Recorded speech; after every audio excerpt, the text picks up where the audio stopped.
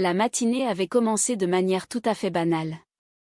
J'avais conduit à travers la ville avec mon fils de 8 ans, Léo, pour assister à la fête d'anniversaire de mon neveu chez ma sœur. L'imposante maison à 2 étages se dressait dans l'un de ces quartiers résidentiels où chaque pelouse semblait entretenue par un jardinier professionnel et chaque allée abritait au moins 2 voitures de luxe. Léo avait été surexcité toute la semaine. Il avait utilisé son argent de poche pour acheter une voiture télécommandée à son cousin, l'emballant soigneusement avec du ruban adhésif appliqué en bandes superposées. Le cadeau était resté sur ses genoux pendant tout le trajet, ses petites mains protégeant le papier bleu vif. Nous nous étions garés dans la rue car l'allée était déjà pleine. Le SUV de mon frère, la berline de mes parents et le 4x4 du mari de ma sœur occupaient chaque espace disponible. Je tenais la main de Léo tandis que nous remontions le trottoir impeccable, remarquant comment il s'efforçait d'enjamber les fissures. Ma sœur a ouvert la porte, vêtue d'un pull crème qui coûtait probablement plus cher que mon budget alimentaire mensuel. Son sourire était radieux et accueillant jusqu'à ce que ses yeux tombent sur les baskets de mon fils. Elles étaient neuves, achetées la semaine dernière dans une enseigne discount, mais ce n'étaient pas les chaussures de marque que portait mon neveu. Entrez, entrez, a-t-elle dit en s'écartant. Tout le monde est dans le jardin. La maison sentait les bougies coûteuses et la peinture fraîche. Nous avons traversé le salon où des meubles que je reconnaissais dans un catalogue haut de gamme étaient disposés dans une symétrie parfaite. Des photos de famille bordaient les murs. Des clichés professionnels pris en studio avec des tenues coordonnées et des arrière-plans artificiels. Dans le jardin, des décorations colorées pendaient partout. Un château gonflable dominait un coin de la pelouse. Des tables recouvertes de nappes à thème croulaient sous une nourriture bien trop abondante pour 20 personnes. Mon neveu accourut devant nous, suivi par 3 autres enfants, tous coiffés de chapeaux de fête assortis. La poigne de Léo sur ma main s'est légèrement resserrée. Il n'était pas habitué à de telles fêtes. Nos anniversaires se résumaient à un gâteau maison et quelques jeux dans notre petit salon. Peut-être une sortie au parc si le temps le permettait. Salut le champion, a lancé mon frère en s'approchant, une bière à la main. Il a ébouriffé les cheveux de Léo. Prêt à sauter dans ce château gonflable? Léo a hoché la tête, sa timidité évidente dans la façon dont il s'est serré contre ma jambe. Vas-y, je l'ai encouragé. Amuse-toi bien. Il a hésité. Un instant avant de partir rejoindre les autres enfants, le cadeau toujours serré dans ses mains. Je me suis dirigée vers la table où mes parents étaient assis. Papa mangeait une assiette de grillade et maman observait les enfants. Avec cette expression que les grands-parents ont quand tous leurs petits-enfants sont réunis. Content que tu aies pu venir, a dit papa. Le trajet s'est bien passé? Oui. J'ai pris les routes secondaires. Ma sœur est apparue près de la table avec un plateau de boissons. Je ne savais pas si tu viendrais. C'est si loin de chez toi. Il y avait quelque chose dans son ton. Une insistance subtile sur « chez toi » qui m'a fait tendre les épaules. Ce n'est pas si loin, ai-je répondu calmement. Eh bien, tu sais, certaines personnes ne sont pas dérangées par le trajet depuis ces complexes d'appartements. Elle a posé le plateau avec un léger fracas. Michael et moi ne pourrions pas imaginer élever des enfants sans jardin. Les enfants ont besoin d'espace pour grandir, tu ne penses pas? L'expression de maman a légèrement changé, un regard d'avertissement que ma sœur n'a pas remarqué ou a choisi d'ignorer. Chaque situation est différente, ai-je dit, gardant un ton neutre. Le mari de ma sœur nous a rejoints, portant un plat de burger fraîchement grillé. Qui veut manger? a-t-il annoncé joyeusement, ignorant la tension. L'heure suivante a défilé dans un flou de sourires forcés et de conversations prudentes.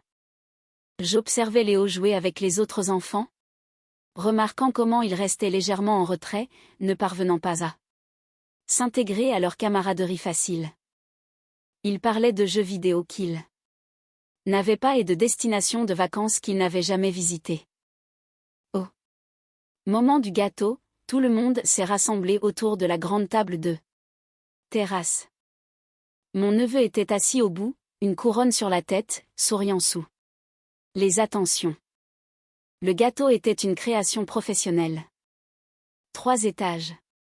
Décoré de détails complexes qui avaient dû coûter une fortune. Léo se tenait près du groupe, tenant toujours son cadeau emballé. Il l'avait porté toute l'heure, attendant le bon moment pour l'offrir. Ma sœur a commencé à organiser l'ouverture des cadeaux, créant une zone désignée où mon neveu pouvait s'asseoir et exposer chaque présent pour les photos. Elle a chargé la femme de mon frère de noter qui offrait quoi, probablement pour les cartes de remerciement. Un par un, les cadeaux ont été ouverts. Appareils électroniques, jouets coûteux. Cartes cadeaux de magasins où je ne mettais jamais les pieds. Chaque présent était accueilli avec des réactions enthousiastes et immédiatement immortalisé en photo. Léo s'est enfin avancé quand il ne restait que quelques cadeaux, tendant son paquet soigneusement emballé. Le papier bleu semblait soudain bon marcher sous le soleil de l'après-midi, le ruban adhésif visible et excessif. Mon neveu l'a déchiré avec le même enthousiasme que pour les autres. La voiture télécommandée est apparue, modeste par rapport aux autres jouets, mais choisie avec une attention sincère. Cool. Merci, a dit mon neveu, la mettant de côté. Pour attraper le cadeau suivant. Ma sœur a jeté un coup d'œil à la voiture, puis à Léo, puis à moi. Quelque chose a traversé son visage. Une expression que j'avais déjà vue, mais jamais aussi prononcée. Elle s'est dirigée là où se tenait mon fils, son pull crème éclatant sous le ciel qui s'assombrissait. La fête touchait à sa fin, et certaines familles commençaient déjà à rassembler leurs affaires. C'est là qu'elle a regardé mon fils et a prononcé la phrase qui allait tout changer. Tu sais, a-t-elle dit, sa voix portant sur toute la terrasse, les vrais membres de la famille ne vivent pas dans des appartements. La conversation autour de nous s'est éteinte. Mon frère s'est arrêté au milieu d'une phrase. La main de maman s'est figée, tenant une assiette en carton. L'expression de papa s'est assombrie. Léo a levé les yeux vers elle, la confusion évidente sur son jeune visage. Puis il a baissé les yeux vers ses nouvelles baskets, celles que j'étais si fière de lui avoir achetées, et j'ai vu quelque chose vaciller dans ses yeux. Ma sœur a esquissé un sourire en coin, satisfaite du point qu'elle pensait avoir marqué. La colère qui a monté dans ma poitrine était brûlante et immédiate. Pendant 3 ans, j'étais resté silencieux.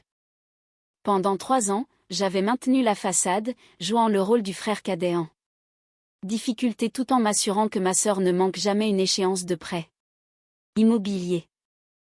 Quand leur marché immobilier s'était effondré et que leur prêt à taux variable avait grimpé à des niveaux ingérables. Quand la banque avait entamé des procédures de saisie, qui avait-il appelé? Pas nos parents, déjà à la retraite avec un revenu fixe. Pas notre frère, qui avait ses propres dépenses familiales. Il m'avait appelé au milieu de la nuit. La voix de ma sœur tremblait de larmes, suppliant de l'aide. Juste le temps qu'il se remette sur pied, avait-elle promis. Juste jusqu'à ce que les commissions de Michael recommencent à tomber régulièrement, juste temporairement. J'avais refinancé mon propre appartement modeste. J'avais pris des projets de conseil supplémentaires. J'avais travaillé les week-ends et les jours fériés, tout en Maintenant l'illusion que j'étais le membre de la famille qui n'arrivait pas à s'en sortir. Chaque mois pendant 36 mois, j'avais transféré l'argent à leur organisme de crédit, pas directement à eux parce que je savais que cela compliquerait les choses, mais directement à la banque. Ils avaient effectué les paiements à leur nom, préservant leur solvabilité, protégeant leur maison et sauvant les apparences. Et maintenant, elle se tenait dans cette maison, dans ce jardin que j'avais aidé à conserver, en se moquant de mon fils parce qu'il vivait en appartement. Je me suis approché lentement, observant son sourire s'élargir à mesure que j'avançais. Elle pensait que j'allais m'éclipser. Embarrassée. Elle pensait avoir gagné une quelconque compétition qui n'existait que dans sa tête. Léo n'avait toujours pas bougé, sa petite main touchant ses nouvelles chaussures comme pour vérifier qu'elles étaient réelles, comme pour comprendre ce qui les rendait insuffisantes. Je me suis arrêtée juste devant ma sœur, assez près pour que seuls elle, Léo et mes parents puissent entendre clairement. Les vrais membres de la famille, ai-je dit doucement, non. Pas besoin que leur frère paie leur prêt immobilier. Son sourire s'est évaporé. La couleur a quitté son visage si rapidement que j'ai presque eu pitié d'elle. Presque. Quoi, a-t-elle chuchoté. Tu m'as bien entendu.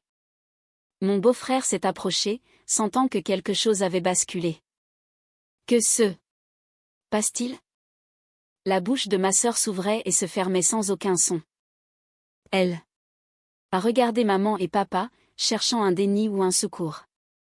Le visage de maman affichait un mélange de choc et autre chose.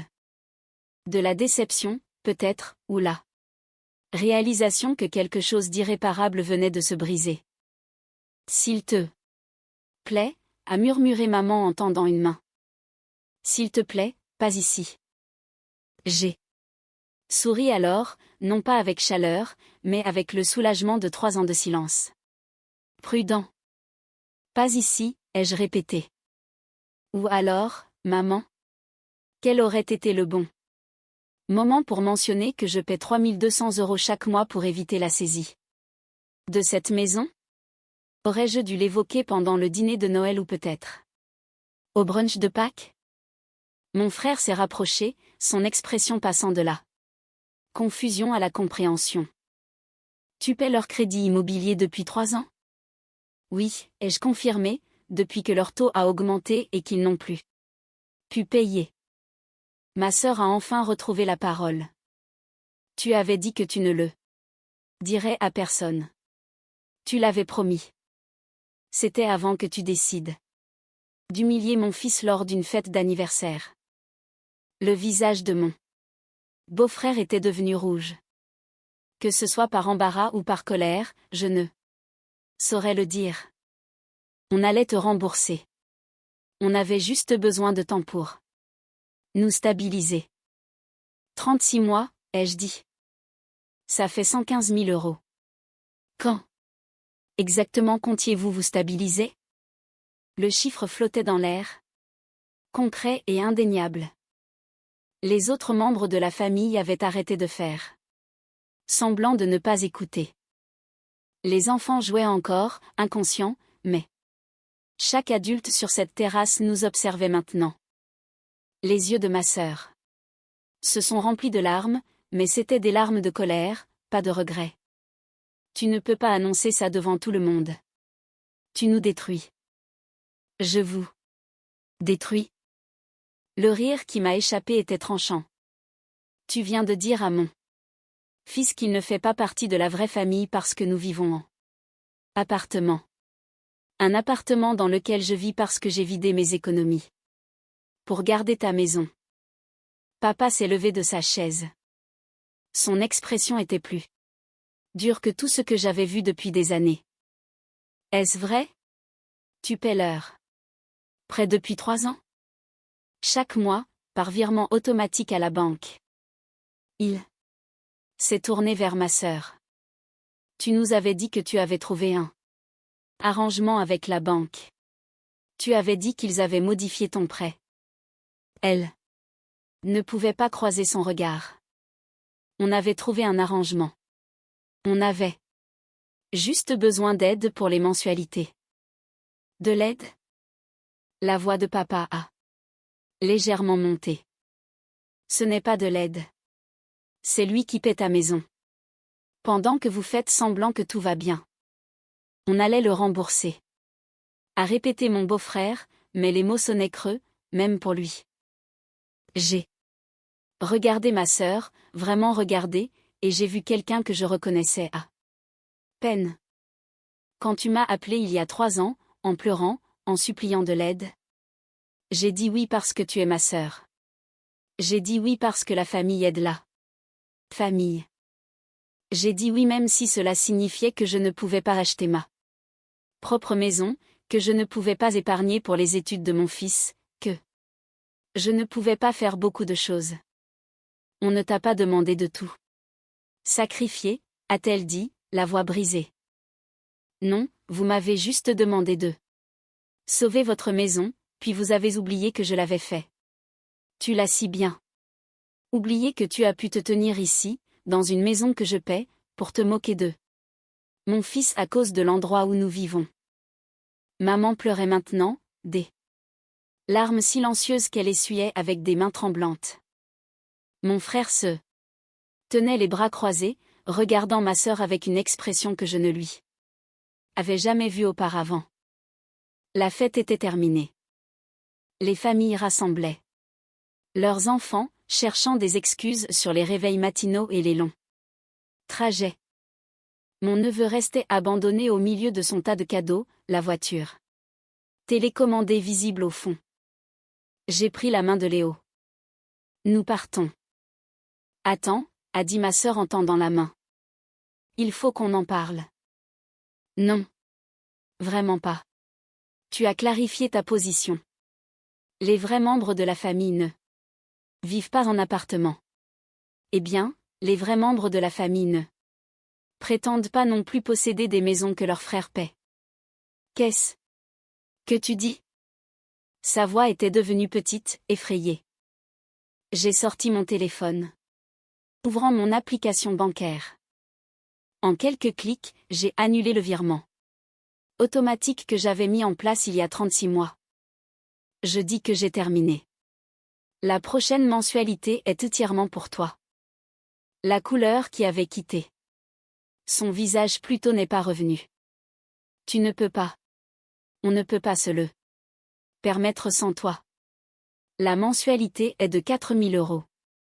Alors j'imagine qu'il va falloir trouver une solution. Vendre la maison, refinancer à nouveau, prendre un deuxième emploi. Ce n'est plus mon problème.